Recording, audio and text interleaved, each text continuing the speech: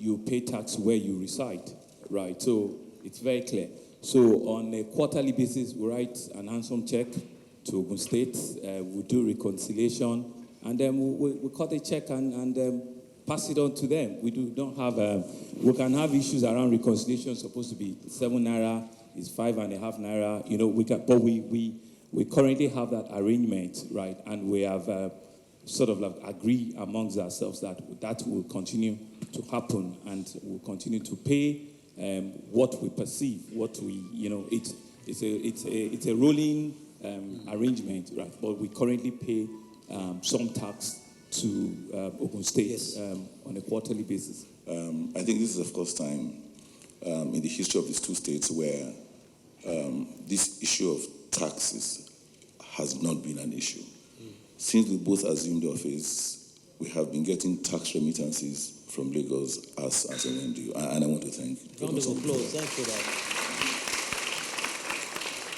that. I'm sure that those that know the history know that this has not been happening, but because, you know, first we are in the same party, we know what we're doing, we have this initiative, we are quite clear about it. You live in Ogun, you work in Lagos, you pay taxes in Ogun, and that has been happening.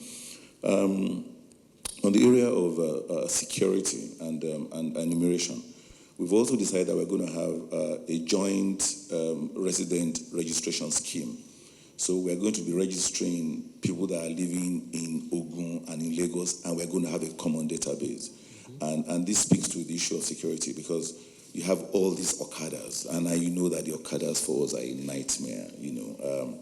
In fact, in Abuja, we were discussing with the guys in the Federal Road Safety Corps, because the issues around Okadas getting plate numbers in Lagos, coming to swapping plate numbers, and you just cannot keep track on them. But we have schemes that are now designed to keep track of everybody. So either you move from Lagos to Ogun or vice versa, we're able to know who you are, where you are, and also particularly ensure that you pay the applicable taxes. So there's no hiding place for anyone who wants to default in where you are. But more importantly, I believe that the ability to collect taxes has a lot to do with the provision of the required service.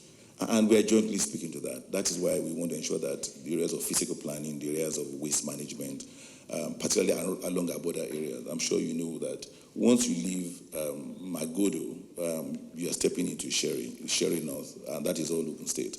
And those areas, you go from Isheri to Mowe to Ibafon to Magboro, you go to Akute, you know, and all those areas around Ifo going to Ota, they are all our border towns. So it's important that we speak to the issue of infrastructure, road infrastructure, very key. Drainage is very key. In the last few weeks, there's been issue of flooding that's common to both of us. On Tuesday, after we had a session here together, I drove to a particular flood site around Isheri, and my heart just bled because everywhere was underwater, and this is an issue for us. And yesterday we were discussing about the fact that in the past, Julius Berger is building this road from Lagos to Ibadan, which is laudable.